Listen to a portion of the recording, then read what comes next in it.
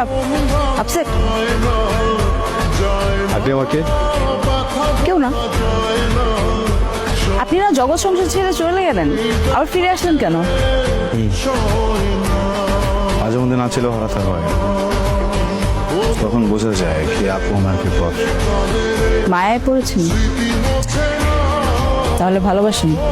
না, সব সম্পর্কে তো ভালোবাসা থাকে না, আবার ভালোবাসা দিয়ে অনেক সময় সব সম্পর্ক করা যায় না। আপনার আমার ব্যাপারটা অনেক রকম। আচ্ছা, লাইফটা এত কমপ্লিকেটেড কেন বলুন?